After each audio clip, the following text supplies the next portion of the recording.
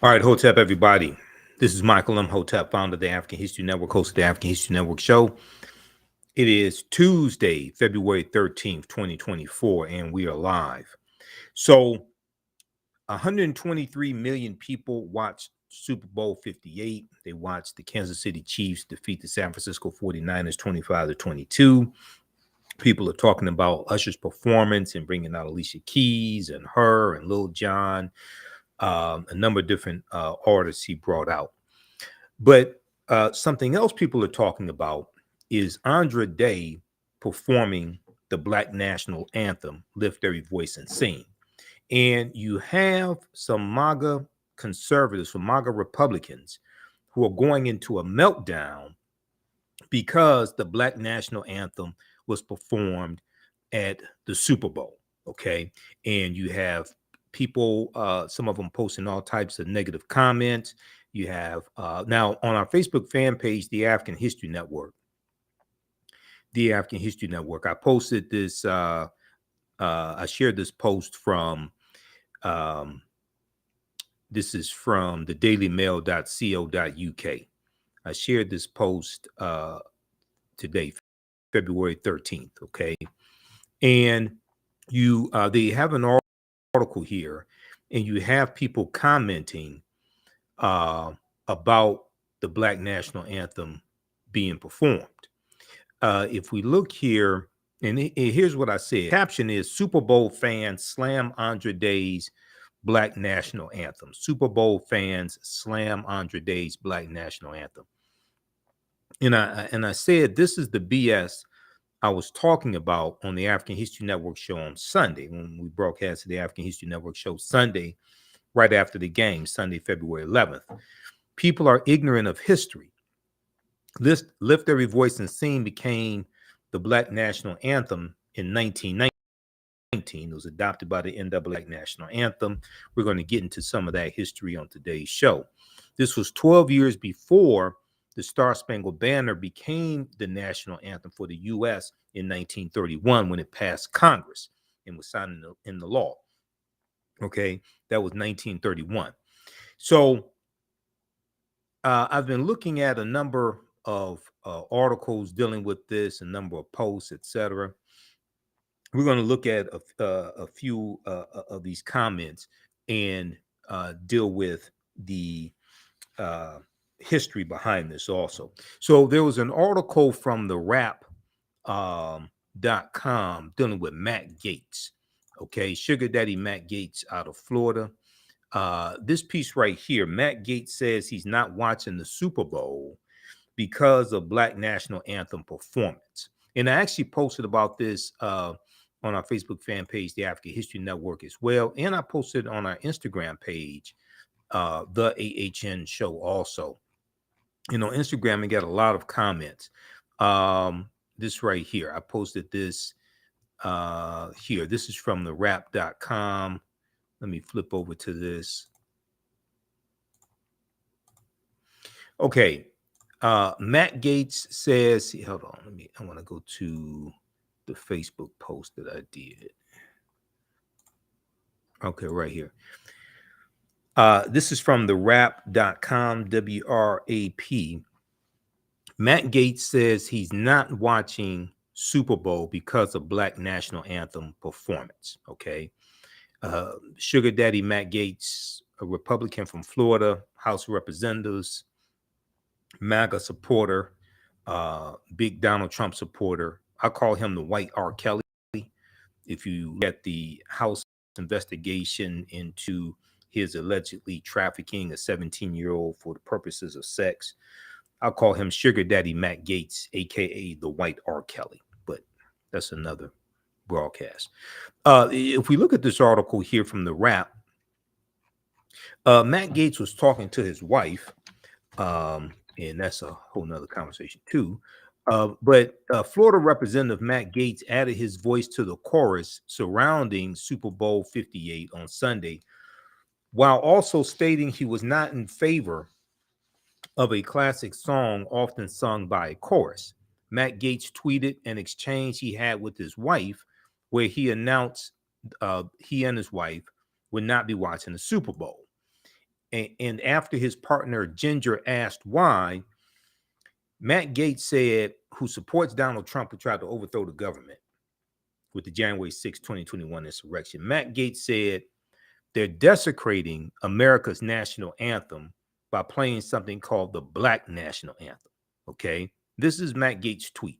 Okay. You can follow Matt Gaetz on Twitter, X, at Matt Gaetz, GATZ. Let him know what you think about him in his comments. And then his wife responded, does that mean Cardi is performing? Cardi B. I guess they thought Cardi B was going to perform the Black National Anthem. And in reading some of these comments, I'm getting the impression that, well, first of all, these people are ignorant and don't understand history. But I'm getting the impression that they think somehow African Americans are trying to replace the Star Spangled Banner, which is the national anthem, and I call it the white national anthem. I get the impression that some of them think that we're trying to replace the Star Spangled Banner, the national anthem, with the Black national anthem. That's not the case at all. That's not the case at all. But in looking at some of these comments and understanding their ignorance, this is the impression I'm getting from some of them. Okay. So now we know Grammy Award winning singer Andra Day performed Lift Every Voice and Sing as well. And also the national anthem was performed by Reba McEntire, country artist Reba McEntire. America the Beautiful was performed by Post Malone. Okay, so this was all at the Super Bowl. So then we see comments from Megyn Kelly. So Megyn Kelly was on Fox News. Then Megyn Kelly went to MSNBC, pissed off Tamron Hall. Tamron Hall leaves MSNBC, gets her own show. Megyn Kelly separated from MSNBC because she had poor ratings. So there was also this piece here from what is this? There's one from Newsweek, okay, dealing with let me see, which one was that from Megyn Kelly? No, Salon.com. There was an article from Salon.com about Megyn Kelly getting slammed for complaining about inclusion of Black national anthem. Okay, this piece right here from Salon.com. Critics slam Megyn Kelly for complaining about inclusion of Black national anthem at Super Bowl. This one right here. So you can check this one out as well. Now, and this is some of the comments in like the post from on Facebook from dailymail.co.uk, the article I'm going to show you in the post that they did of Andra Day and the caption they had. I went through and read some of the comments from white people. I read some of the comments on when I posted about this on our Instagram page. And I'm coming to the conclusion that some white people think that we're trying to replace the white national anthem, and we're not. Megyn Kelly said we already have a national anthem and it includes everybody. Well, Megyn, obviously you haven't studied the history of the white national anthem because it doesn't include everybody. Not by a chance. Conservative media personality Megyn Kelly slammed Andra Day's rendition of Lift Every Voice and Sing, also known as the Black National, which was performed during the Super Bowl pregame ceremony. Quote, the so-called Black National Anthem does not belong at the Super Bowl. Now, the NFL 2023-2024 season, NFL is like 56, 57% African-American. We're the majority of the players. If we're the majority of the players, why would not the Black National Anthem be performed if we're the majority of the players? Maybe Megyn Kelly thinks the Black National Anthem is Back That Thing Up or WAP by Cardi B and Megan Thee Stallion or something like that. Okay, but let's see here. Hold on. Let me close this out. Yeah, so she goes on to say, and I gotta close this out so I can get to this. Okay, hold on. All right, close out that ad. The so-called Black national anthem does not belong at the Super Bowl. We already have a national anthem and includes everyone. Now, Megyn Kelly hosts Sirius XM's The Megyn Kelly Show. She wrote this on social media. The post spurred critics to clap back at Megyn Kelly, with many advising her to stick to her lame political jokes and accusing her of racism. Quote, the so-called blonde journalist does not belong judging who and how we celebrate being Americans at the Super Bowl. Okay, she does not belong judging who and how we celebrate being Americans at the Super Bowl. Stick to lame political takes, thanks, wrote one user on X. Salon correspondent Brian Karam wrote, quote, how to declare your racism in a tweet. How to declare your racism in a tweet. Now, Megyn Kelly also made jabs at Usher's halftime show, okay, writing, quote, not into Usher or his halftime show.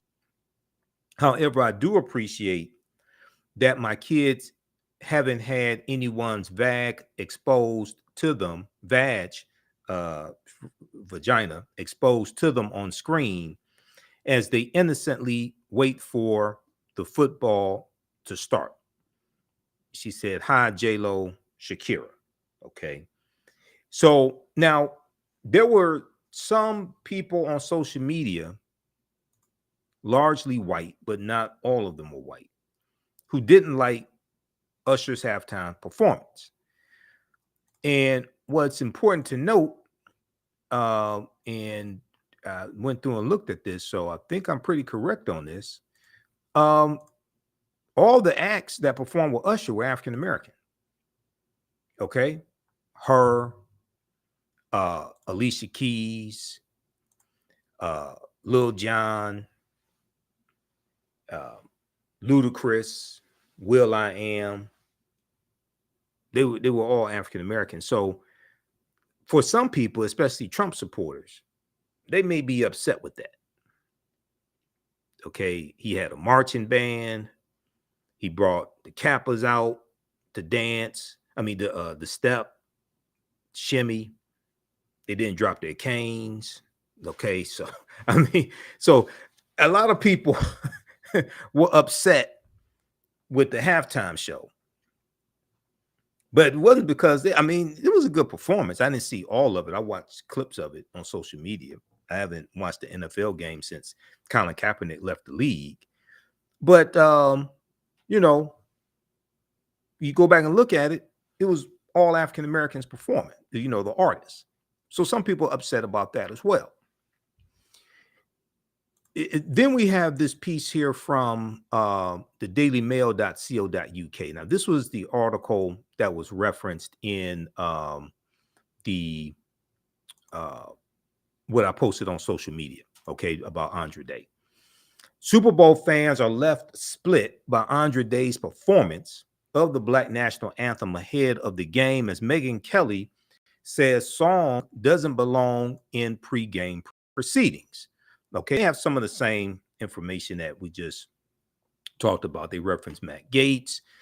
Matt Gaetz said they're desecrating America's anthem by playing something called the Black National Anthem. Yeah, well, the domestic terrorists that Donald Trump sent to the U.S. Capitol to interrupt a constitutionally mandated bicameral, both chambers session of both the House and the Senate to certify the Electoral College votes.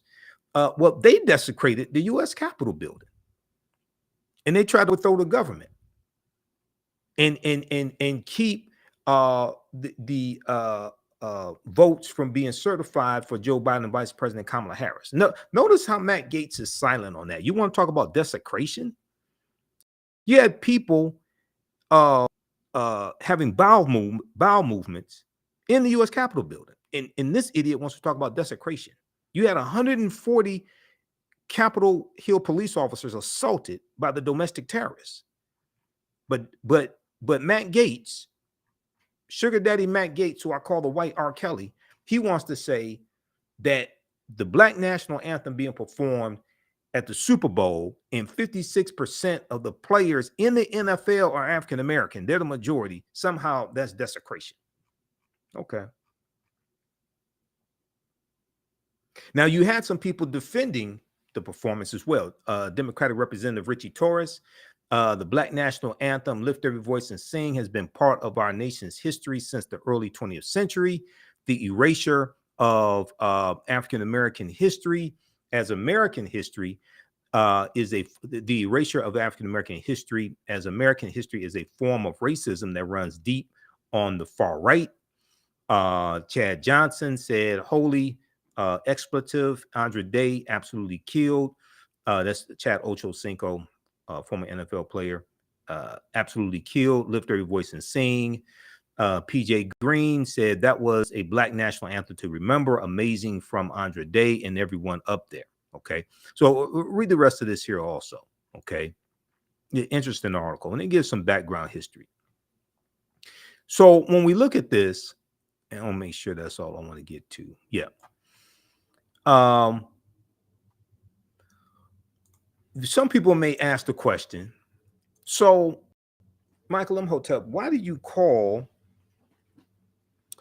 the Star Spangled Banner the white national anthem?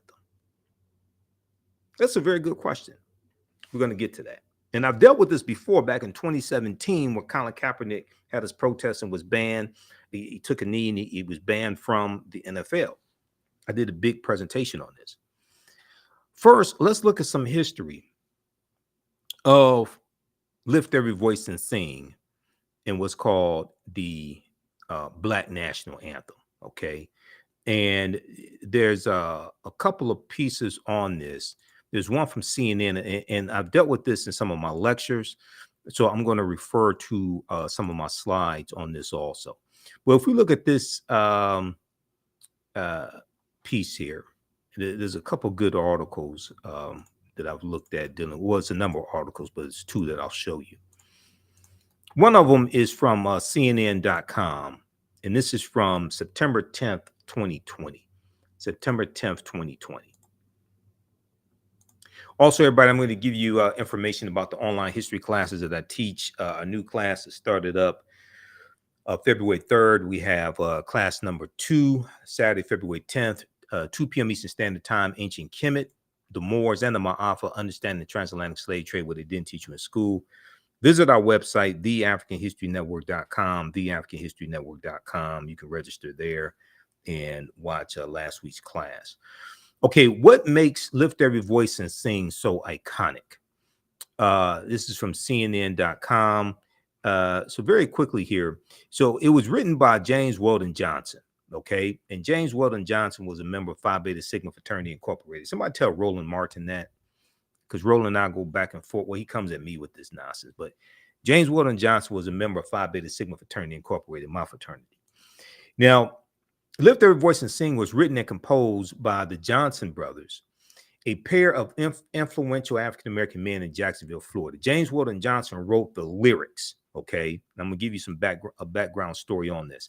And his brother, John Rosamond Johnson, who was a classically trained composer, wrote the melody for it. They worked together their whole lives, first in show business and later in the pursuit of civil rights. They both saw artistic and cultural excellence as a key to Black advancement in America. And here's James Weldon Johnson here, okay? The elder Johnson was a lawyer, diplomat, professor, prolific writer, and poet, and the first American leader of the first African-American leader of the NAACP. At the time he wrote the song in 1899, he was the school principal of the segregated Stanton School in Jacksonville, Florida. Okay, the Stanton School in Jacksonville, Florida. All right, now that's where the hymn debuted the following year, 1900, sung by 500 children at an event celebrating Black history. Okay, and he was asked to deliver a speech in 1900 on the birthday of Abraham Lincoln, which is February 12th, commemorating, Abraham Lincoln's birthday. All right. Now here's a picture of John Rosamond Johnson, his brother. Okay. The younger Johnson, John Rosamond Johnson, trained at the New England Conservatory of Music.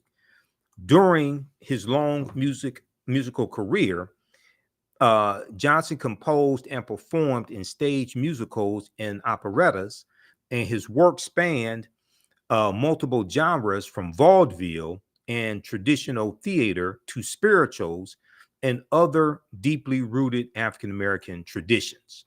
Okay. All right. So you can read the rest of this. They have the lyrics here. Now, when I was in elementary school, we had to learn the lyrics to Lift Every Voice and Sing. Okay. Now, this song became, it was adopted in 1919 by the NAACP as the Negro National Anthem. Now, this was 12 years before the Star Spangled Banner was adopted by Congress in 1931, and Herbert Hoover was president, but it passed Congress in 1931 to become the national anthem. Okay. It is an omnipresent part of African-American worship traditions and an enduring refrain for great Black artists. Okay, so read the rest of this here. And I want to go to my slide presentation. What makes Lift Every Voice and Sing so iconic? What makes Lift Every Voice and Sing so iconic? All right, let me go to my slides here in just a minute to show you this, to give you some background history here. And all this ties into history, and the people's history and culture teaches them how to deal with the problems of the past, in the present, and the future to meet the needs of the community. Our history teaches us about our successes, our failures. It teaches us how we got here, how things came to be, so we understand where we need to go from here. So WatchTheYard.com had this article. Did you know that the man who wrote Lift Every Voice and Sing was a member of Phi Beta Sigma Fraternity Incorporated? Now, do school children today have to learn the Black National Anthem? Because I remember elementary school, middle school, when we had, our school assemblies in the auditorium, we didn't sing the Star Spangled Banner. This is in Detroit, okay? We didn't sing the Star Spangled Banner. We sung Lift Every Voice and Sing. So let me know, do school children today learn the Black National Anthem? So the song was written by James Weldon Johnson in 1899, adopted by the NAACP as the Negro National Anthem in 1919. Now, 1919 was also the year of the Red Summer. The Red Summer was the year after World War I ends. And we cover this in the second class that I teach on Sundays, Black Resistance Movements, dealing with history from 1800 to 1968. And you had 25 major race riots all across the country the year after World War I ends, okay? It's called the Red Summer. And James Weldon Johnson was the one who coined the term the Red Summer. He named it the Red Summer because the streets of America were flowing with blood, because you had white supremacists who were attacking African Americans. And we were fighting back, shooting back. Former World War I veterans, African American veterans, they had guns. They're fighting back, protecting their communities. James Weldon Johnson also in 1917 organized the Silent March of 10,000 African Americans marching down Fifth Avenue in Manhattan, demanding a federal anti-lynching bill. Okay, that was the Silent March of 1917. Right. So if we look at some of this background history, in 1899, a young poet and school principal in Jacksonville, Florida, named James Weldon Johnson, was asked to address a crowd in Jacksonville, Florida, for the coming anniversary of Abraham Lincoln's birthday. So this is going to be February 12th, 1900. Okay, February 12th, 1900, the following year. Just 2 decades had passed since the Reconstruction era, and Reconstruction ends in 1877, which was 1865 to 1877, a period of time right after the Civil War ends in 1865. So just 2 decades had passed since the Reconstruction era, and lynchings were on the rise in the segregated South. Instead of preparing an ordinary speech, James Weldon Johnson decided to write a poem. That poem started with the words, "Lift every voice," evoking the struggle and resilience of our ancestors. Okay, this is what he said. He said it was evoking the struggle and resilience of our ancestors. Now, the following year, a chorus of 500 school children performed the song at the Abraham Lincoln birthday celebration. The song quickly took off, becoming a rallying cry for African American communities in the South, or as one observer noted at the time, quote, "a collective prayer," end quote, a collective prayer. Now, it was embraced as a hymn in churches and performed at graduation ceremonies and in school assemblies. Within 20 years, the NAACP, National Association for the Advancement of Colored People, adopted "Lift Every Voice and Sing" as its official song. And this was in 1919. They adopted it as the Negro National Anthem. Okay, 12 years before the Star Spangled Banner becomes the white national anthem, or the national anthem. For generations to come, it would be known widely as the Black National Anthem. Now, for more information on this, read the article from the Washington Post, "Lift Every Voice and Sing: The Story Behind the Black National Anthem that Beyonce Sang." So that article came out when Beyonce performed at Coachella. This article is from April 16, 2018. Beyonce performed at Coachella and sang the Black National Anthem. Okay, this article right here, "Lift Every Voice and Sing: The Story Behind the Black National Anthem that Beyonce Sang." Okay, and Beyonce had a marching band there, blew everybody away as well. So they have some history here dealing with the Black National Anthem. All right, now let's look at some history surrounding the Star Spangled Banner. And a lot of people don't know this history. So the Star Spangled Banner was written by Francis Scott Key September 14th, 1814, during the War of 1812 against Great Britain. Also, look at this article here from Newsweek.com. "Black National Anthem Sends MAGA into Meltdown." This is from February 12th, 2024. Black National Anthem sends MAGA into meltdown. They just don't know what to do with themselves. Okay. And it talks about how prominent supporters of Donald Trump were furious with the inclusion of the Black National Anthem at the Super Bowl. Former Arizona Senate candidate Carrie Lake, the election denier Carrie Lake, responded to a picture showing her sitting down during a performance of the Black National Anthem at last year's Super Bowl 2023.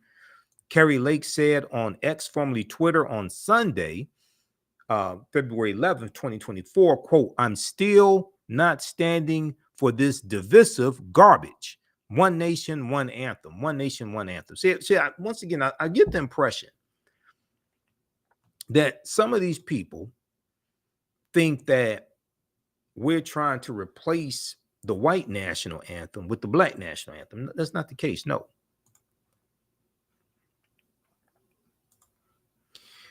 The account End Wokeness, the social media account called End Wokeness, added, quote, "There is no such thing as a Black national anthem." Really? If you have a problem with the American national anthem, feel free to leave. Now, see, this is the typical response from white supremacists. This is the typical response from white supremacists who are ignorant of history. Okay, then they talk about Sugar Daddy Matt Gaetz, the white R. Kelly again. have his comment there.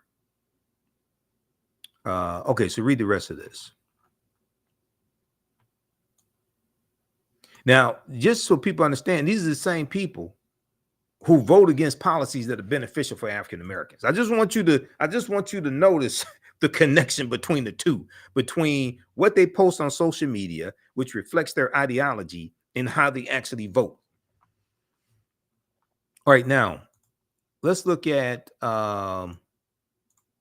this excellent article here from SmithsonianMag.com.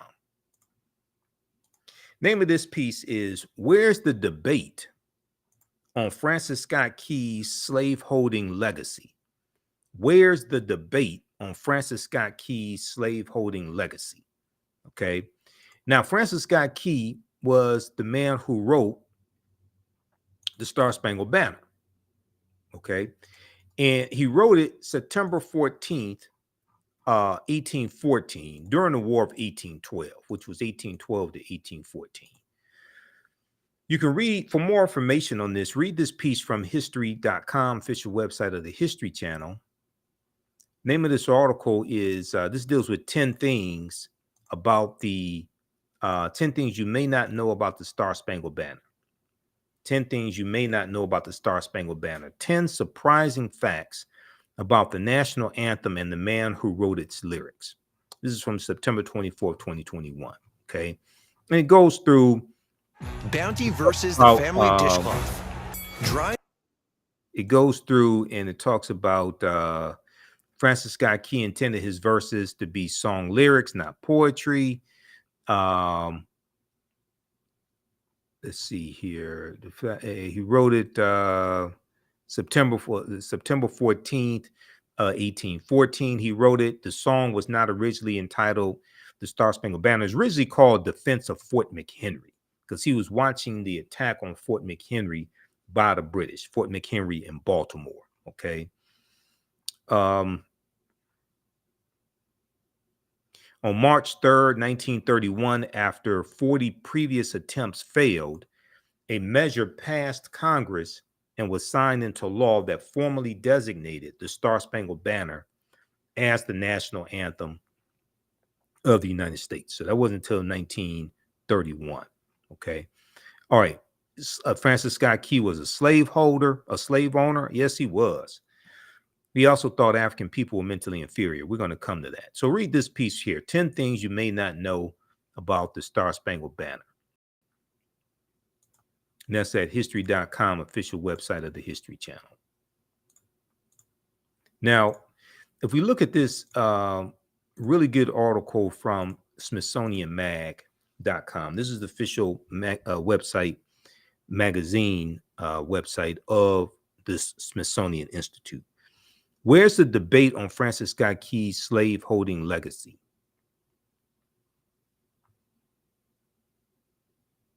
During his lifetime, abolitionists ridiculed Francis Scott Key's words, sneering that America was more like the land of the free and the home of the oppressed. More like the land of the free and the home of the oppressed.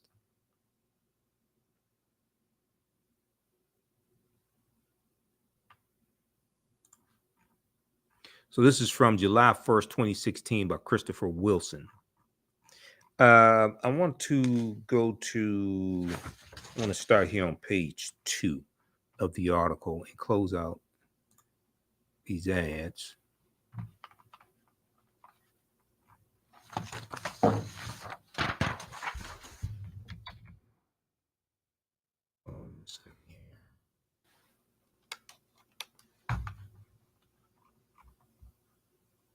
All right. I want to go to page 2 right here. They show a painting of Francis Scott Key.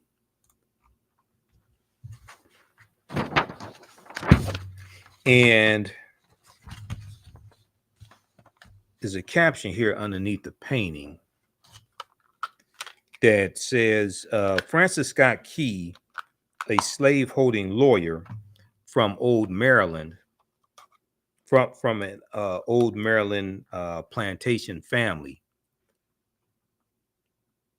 wrote the song that would in 1931 become the national anthem and proclaim our nation the land of the free. Okay, now he's from a Maryland, he's from a he was a slaveholder from a slaveholding family. Okay, but he wants to proclaim the United States as the land of the free.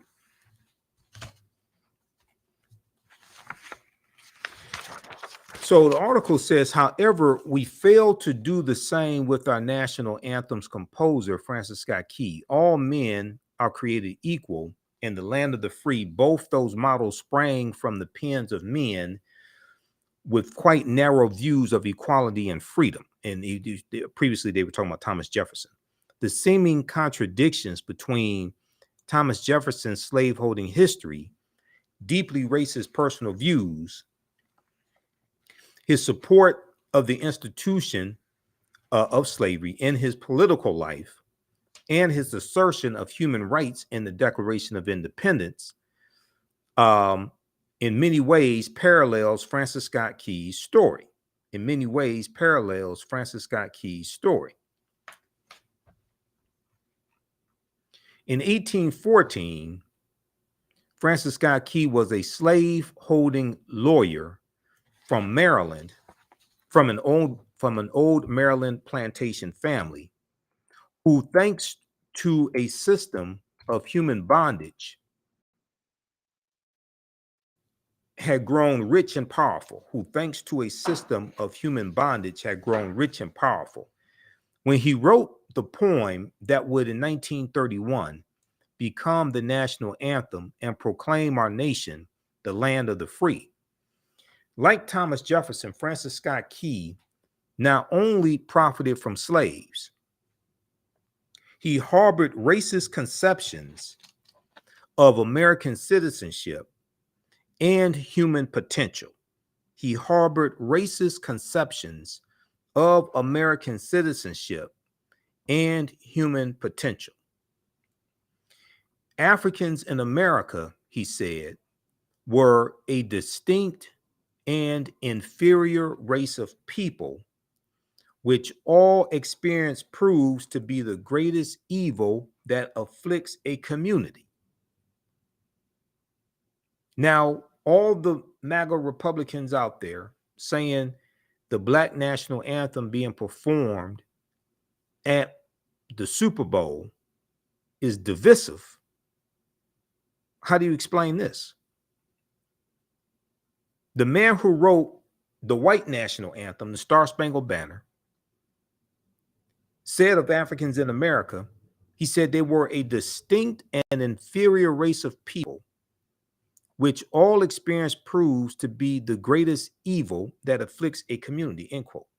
Now, a few weeks after British troops in the War of 1812 stunned and demoralized America by attacking Washington, D.C., and setting the Capitol building and the White House ablaze on August 24th, 1814. They set the British set the White House on fire. Okay, now I don't know if that's the inspiration for the song, the roof is on fire. I don't know if that was the inspiration for the song, or if in 1675, December 1675, when during Bacon's Rebellion, when the rebels burned down the town of Jamestown, Virginia, maybe that was the inspiration for the roof is on fire. We don't need no water, you know. Maybe I'm not sure. So in August 24th, 1814, the British set the U.S. Capitol building on fire, and they set the White House on fire. The British turned their attention to the vital seaport of Baltimore. Okay, this is during the War of 1812. On September 13th, 1814, hold on. On September 13th, 1814, British warships commenced an attack on Fort McHenry, which protected the city's harbor. For 25 hours, bombs and rockets. Hold on. Where'd my cursor go? For 25 hours, bombs and rockets rained down on the fort, while Americans still wondering whether their newfound freedom would really be so short-lived, awaited news of Baltimore's fate.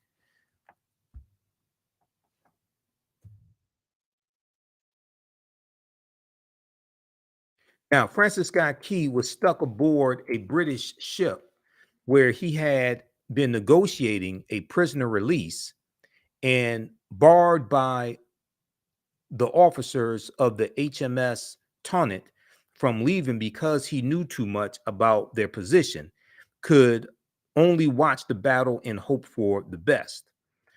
By the dawn's early, quote unquote, dawn's early light of the next day, Francis Scott Key saw the huge garrison flag now on view at the Smithsonian's National Museum of American History, waving above Fort McHenry, and he realized that the Americans had survived the battle and stopped the enemy advance.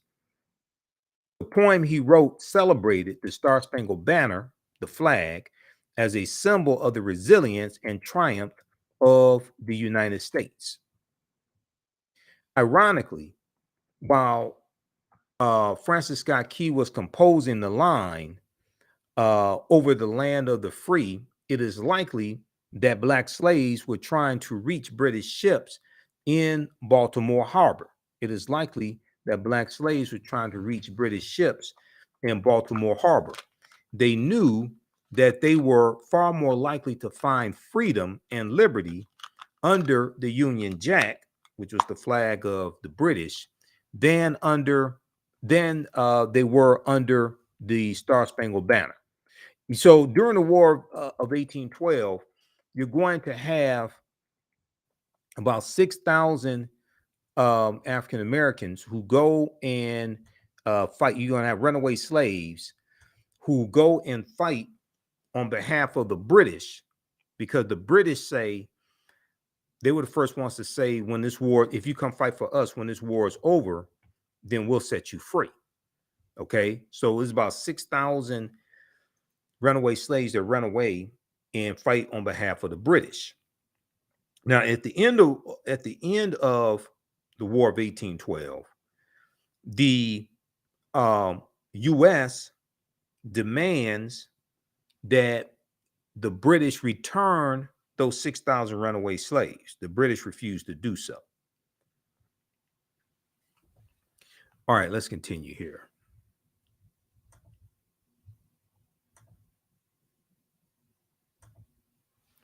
All right, now,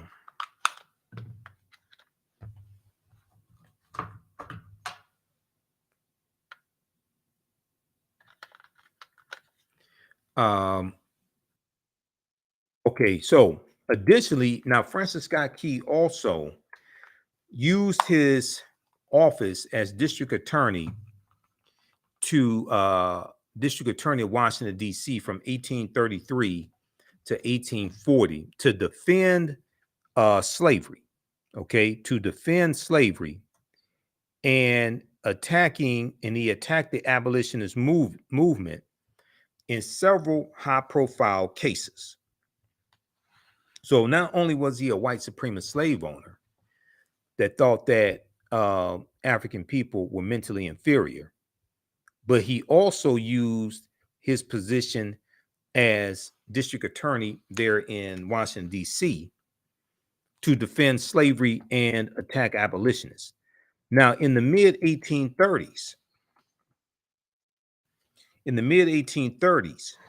the abolitionist movement was gaining momentum. And with it came increased violence, particularly from pro-slavery mobs attacking free African Americans and white abolitionists, and other methods to silence the growing cries for abolition. Now, in a House of Representatives, in the U.S. House of Representatives and United States, inundated with petitions from abolitionists calling for the ending or restriction of slavery, pro-slavery congressmen looked for a way to suppress the voices of abolitionists.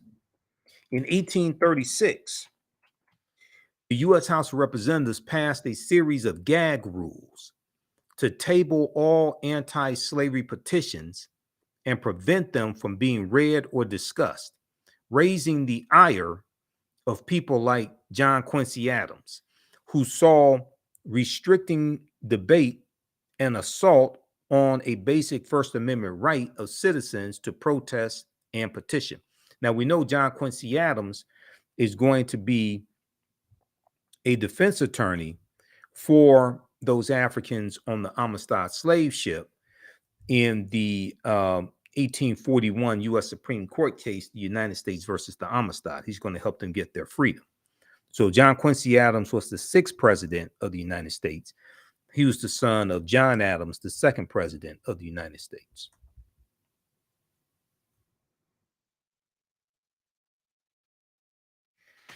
Right. Then Francis Scott Key also tried to have abolitionists executed. So in the same year, shortly after a race riot in Washington, D.C., 1836, shortly after a race riot in Washington, D.C., when an angry white mob set upon a well-known free black restaurant owner, Francis Scott Key likewise sought to crack down on the free speech of abolitionists he believed were riling things up in the city. Francis Scott Key prosecuted a New York doctor living in Georgetown for possessing abolitionist pamphlets, Okay. This was Reuben Crandall. In the resulting case, the U.S. versus Reuben Crandall, Francis Scott Key made national headlines by asking whether the property rights of slaveholders outweighed the free speech rights of those arguing for slavery's abolishment. He hoped to silence abolitionists who he charged wished to, quote, associate and amalgamate with the Negro. Okay, this is what Francis Scott Key said of abolitionists who were trying to free African people, while Francis Scott Key was working to keep them enslaved.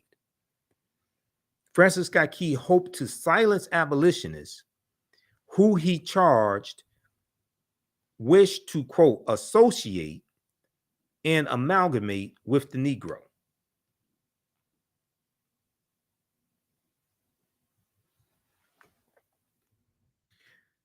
Though Reuben Crandall's offense was nothing more than possessing abolitionist literature,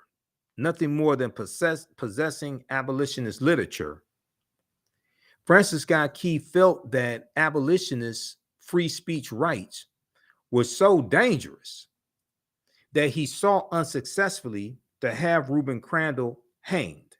He tried to have Reuben Crandall executed for possessing abolitionist pamphlets, not for trying to overthrow the government.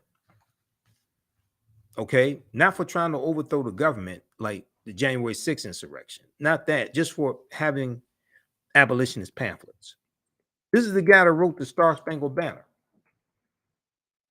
So why, unlike Thomas Jefferson, does Francis Scott Key get a pass? Why this seeming contradiction? Perhaps it is because the writer of the Declaration of Independence, Thomas Jefferson, was also a president, and we judge, re-examine, and reconsider the legacy of our presidents fairly rigorously. No, it's because people don't understand history. That's why. You're dealing with people who are ignorant of history. President Abraham Lincoln certainly gets taken to task despite the Emancipation Proclamation, the 13th Amendment, and the Gettysburg Address. Many Americans are acutely aware of the ways in which his record conflicts with the myth of the great emancipator. However, while Francis Scott Key may not be as notable as a president, his poem is, and that was enough to make abolitionists ridicule his words during his lifetime by sneering that America was truly the land of the free and home of the oppressed. Okay, so check out the rest of this article here. This is from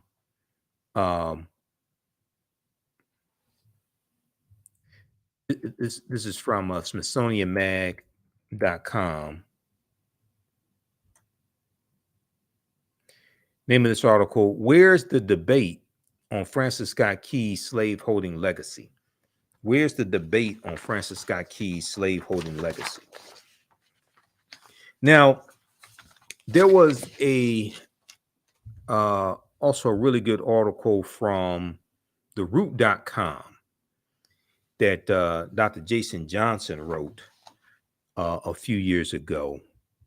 And we're going to go to, I want to go to that article here. But give us a thumbs up, give us a heart, give us a like on this broadcast. And how you all like this type of information? Hopefully you're learning a lot. Be sure to register for the 10-week online history course that I teach on Saturdays. Ancient Kemet, the Moors, and the Ma'afa. Understanding the transatlantic slave trade, what they didn't teach you in school. Visit our website, AfricanHistoryNetwork.com. We teach this Saturdays, 2 p.m. Eastern Standard Time. Class just started. Class number 2, Saturday, February 17th, 2 p.m. Eastern Standard Time. We do the sessions live. All sessions are archived and recorded. You can go back and watch it anytime. So you can register right here. Click on register here. And I have my lesson plan here for all 10 classes. Okay. So lesson plan is all laid out. So you can view the content that we're going to cover in these classes. So we have a ton of information. There's over 200 slides that I put together for the class. There's 80 to 100 articles that we reference. There's video clips, excerpts of interviews I've done with our scholars. So there's a lot. There's 15 books that we reference. So there's a lot that we cover here in the class. We deal with thousands of years of history and what leads up to the transatlantic slave trade taking place. Visit our website, AfricanHistoryNetwork.com. Register for that right now. The content is PG-13, so you can use this with your children also. All right, now, okay, I want to look at this piece here from theroot.com because it talks about the colonial Marines. And the colonial Marines was a regiment with amongst the British of African Americans, most of them like runaway slaves.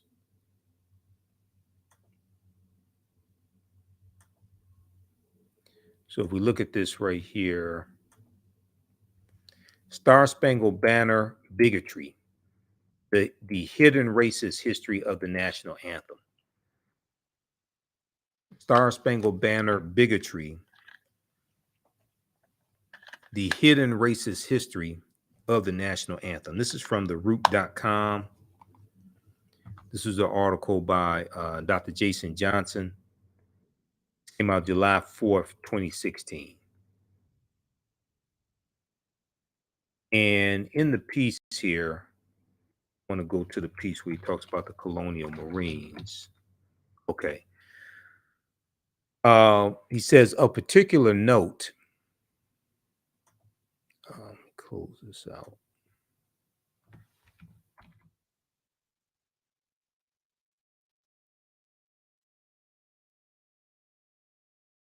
He says, of particular note,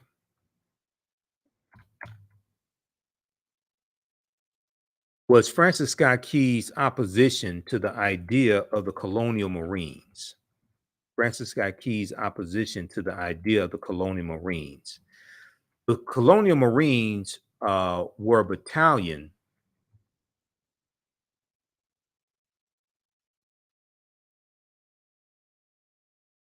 The colonial Marines were a battalion of runaway slaves who joined with the British Royal Army in exchange for their freedom. The Marines were not only a terrifying example of what slaves would do if given the chance, but also a repudiation of the white superiority that men like Francis Scott Key were so invested in. All of the ideas and concepts came together around August 24th, 1814 at the Battle of Bladensburg, where Francis Scott Key, who was serving as a lieutenant at the time, ran into a battalion of colonial Marines. His troops were taken to the woodshed by the very black folks he disdained. So his regiment got their behinds kicked by the colonial Marines, these runaway slaves, okay? And he fled back to his home in Georgetown to lick his wounds. The British troops, emboldened by their victory in Bladensburg, then marched into Washington, D.C., burning the Library of Congress, burning the U.S. Capitol building, and setting fire to the White House. You can imagine that Francis Scott Key was very much in his feelings, seeing black soldiers trampling on the city he so desperately loved. A few weeks later, in September of 1815, far from being a captive, Key I think he meant 1814.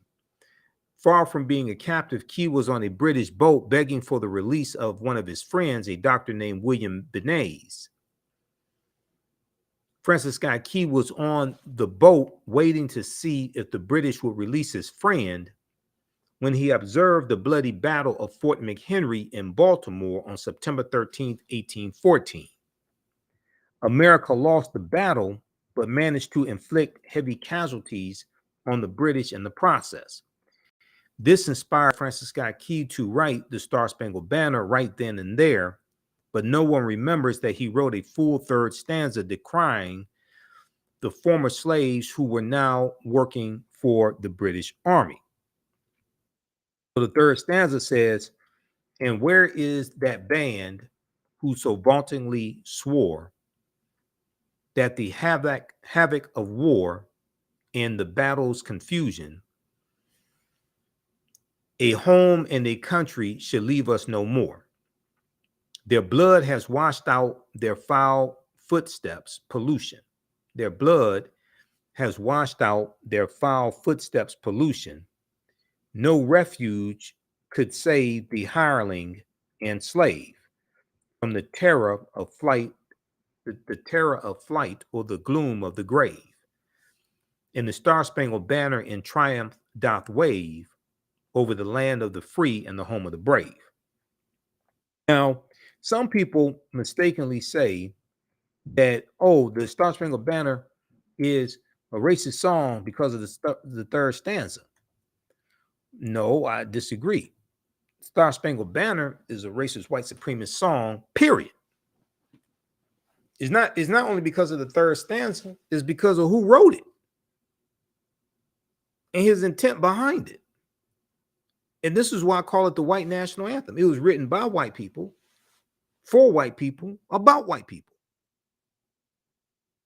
And African people were dehumanized in it. So it's not just the third stanza, it's the entire song. This is why you have to understand history. Okay, now, the article goes on to say, in other words, Francis Scott Key was saying that the blood of all the former slaves and hirelings on the battlefield will wash away the pollution of the British invaders. With Key still bitter that some black soldiers got the best of him a few weeks earlier, the Star-Spangled Banner is as much a patriotic song as it is a diss track to black people who had the audacity to fight for their freedom. Perhaps that's why it took almost 100 years for the song to become the national anthem. So we know after 40 attempts in Congress, it became the national anthem in 1931. Okay. All right. So read the rest of this piece here from the root.com. Name of this article: Star Spangled Banner, Star Spangled Bigotry, the hidden racist history of the national anthem. The hidden racist history of the national anthem. So you can see why Trump supporters love the song so much.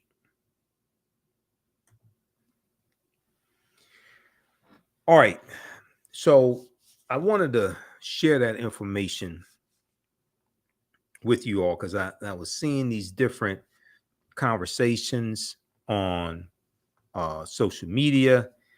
I was looking at our Instagram page, the African History Net of the AHN show on Instagram, and the post that I did that showed. Let me see if I can find this post here. The post that I did about Matt Gaetz not liking the national anthem. I mean, not liking the Black national anthem being performed at the Super Bowl. And then people responding, oh, there's only one national anthem, things like that. Okay, this right here.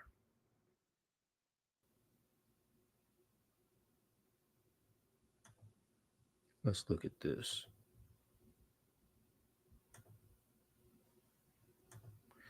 Okay, so I posted this on, this was February 12th. Okay, Monday, February 12th. And we look at some of the comments. People were saying,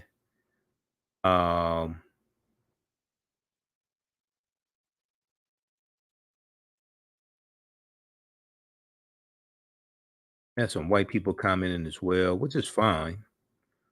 This helps if you know what you're talking about. We had some people commenting, and let me see what are the rest of the comments. Some people said that I was looking at comments on social media. Some of the posts that I did, some people were saying, "Oh, there's only one national anthem," etc. And it was leaving me to believe that, once again, people think that we're trying to replace the white national anthem. No, that's not the case. Follow me, the AHN show, at the AHN show on Instagram, because we have videos viewed like 100,000 times. Like if we look here, we got this one's viewed 56,000 times. Molly Jung Fast. Robert Hur didn't want to give Joe Biden a win. This one here I just posted today. Haley bashes Trump for comments about her husband in the military. That's viewed 10,000 times. And on Instagram, I only have 4,857 followers. So we're trying to get followers up. But I have videos, viewed like 75,000, 100,000 times. Weissman tears into her about HUR, not her performing at the Super Bowl. Robert Hur, U.S. attorney who investigated Joe Biden in the classified documents. Okay, so we have this one here dealing with Sexy Red saying she loves Donald Trump 13,000 times. Let me see some. We got some viewed. I think there was one I did have a Roland Martin viewed like it's over 100,000 times. This one, right? Oh, 200,000. Roland Martin said Tim Scott lies exposed, a shocking video. That's viewed 207,000 times. Biden and South Carolina Democrats, you're the reason Trump is a loser, 110,000 times. So we're trying to get our numbers up on Instagram, but we got views in there. Okay, now you can also support the African History Network, $ the AHN show, through Cash App. $ the AHN show through Cash App and through PayPal. PayPal.me/the AHN show. This helps us keep doing the research, stay on the air, keep broadcasting, pay some of the bills, etc. Close that out because my mouse died on me just now, right during this broadcast. My wireless mouse. Scroll down right here. We have the information here. Cash App. This is our official Cash App account. $ the AHN show, SHOW. When you go to it, it'll say Michael and show my picture there. Okay, so give us a thumbs up, give us a heart, give us a like on this broadcast. Hopefully you learned a lot today. Register for the online class that I teach on Saturdays, 2 p.m. Eastern Standard Time. It's a fantastic class. We had a great class, number one. Visit our website, AfricanHistoryNetwork.com. And Saturday, February 17, 2024, 2 p.m. Eastern Standard Time, class number 2 of Ancient Kemet, the Moors, and the Ma'afa, Understanding the Transatlantic Slave Trade, what they didn't teach you in school. Okay, we deal with thousands of years of history and what leads up to the transatlantic slave trade taking place. We have my class lesson plan here as well, so you can read it and download it. It is extensive. So we do it. Over 200 slides I put together, 80 to 100 articles. We'll look at references for 15 books. We have video clips, excerpts of interviews I've done with some of our scholars like Professor James Small, Professor Kaba Kamene, Anthony Browder, Renoka Rashidi, and more. Okay, so the class is on sale, $80, regularly $130. You can register right now. As soon as you register, you can watch the class we did last week. All right, we have to get out of here. Remember, the African History Network, you focus on educating, empowering, and inspiring people of African descent throughout the diaspora and around the world. Because right now it's correct your own behavior. It's not over till we win. Wakanda forever. And we'll talk to you next time. Also, for those in Detroit, I will be speaking at St. Francis Baptist Church. St. Francis Baptist Church on Sunday, February 18th, 2024, 1 p.m. for the Black History Month celebration. So we have the information right on the right on our Facebook page. I'm going to put it on. I'll put it on our website also, but it's on our Facebook fan page, The African History Network, and my personal page also. So it's free and open to the public. I will be speaking on Black resistance movements, arts and entertainment, economic empowerment, Black liberation theology. Okay, and we'll deal with some of the history of African American History Month as well. St. Francis Missionary Baptist Church is located at 7021 West Warren Avenue in Detroit, Michigan. This is Sunday, February 18th, 2024, 1 p.m. Eastern Standard Time. Okay. All right. Remember, at the African History Network, we focus on educating, empowering, and inspiring people of African descent throughout the diaspora and around the world. Because right now it's correct your own behavior. It's not over till we win. Wakanda forever. We'll talk to you next time.